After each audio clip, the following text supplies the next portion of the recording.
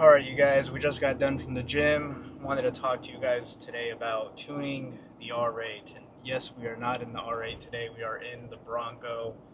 It is a Bronco Badlands, so it's got all the nice features for off-roading and stuff right here. But we'll get back home right now and we'll talk about the tune that I have for the R8 on the ECU and the TCU and a little bit about how beneficial it is. I think it's beneficial, but I also have a base R8 with the most to gain. We'll get into that in a little bit.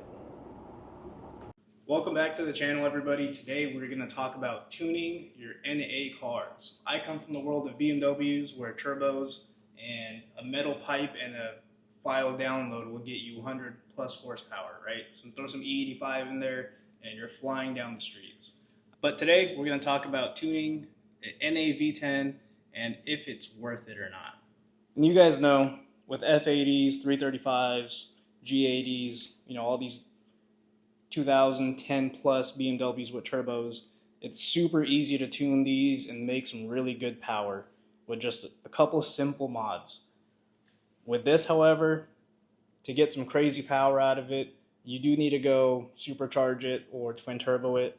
But I'm not going to go spend 30, 40, 50,000 on a kit. It's not my goal with this. It was my first supercar to get, entry-level kind of car. Maybe the next car, if it's a McLaren or something similar to those lines, I'll tune it, do a downpipe and everything. But for now, this is staying stock motor, no turbos.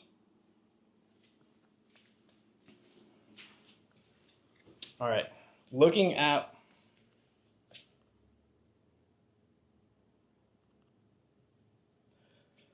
So currently I am tuned by VF. It is the VF Hex ECU and TCU tune. I do have the regular V10 Audi R8, not the V10 Plus. That came out a little bit later. Not to say I couldn't get it, I just found this as a great deal and we went with it. But these base ones come detuned essentially. It's a Huracan in a suit, tweak back some of that power just so it doesn't outperform or similarly perform a Huracan. Back then it was, hey, if you want the power, go get the Huracan. And that's a key piece of information. When we start talking about the tune and the power levels of the tune, it'll make sense of why that is. There's a lot more increased potential. There's a bigger delta from start to finish with these base R8s because you're coming from a detuned motor. You can get up to the Huracan level and then obviously surpass that. But if you're starting at a Huracan, there's only a little bit more that you can get. So it makes more sense to tune these base R8s than even the V10 Plus or even Huracans. Looking at VF's website, this is the Audi R8 base R8 tune, not a V10 Plus. And there's gains of 60 horsepower and 35 torque. But if we were to go over to the Huracan, we're looking at only 20 horsepower and 42 pound-feet of torque. The reason for that is simply what I said earlier, where there's a bigger delta, from start to finish on these base R8s than it is on a Huracan. With the Huracan, you're already starting out at 630 horsepower and you can go up to 650. These are all crank numbers, not to the wheel. But with a base R8, you're starting at 590 and you can get up to that 650 that the Huracan can. But you just have a lower starting point, so you have a bigger increase that you can do. Tuning these cars is pretty simple too. It's similar to any other car if you've tuned one before, like the Beamers or anything else that you can tune. You get the little wire or the little module, you go to a Windows laptop, to your OBD2 port, and you just flash it. It is a little bit of a scary process because you see all the lights and warnings go on. They eventually turn off once you're done flashing, but you got to do your simple thing of not letting the battery die, keeping it on the charger.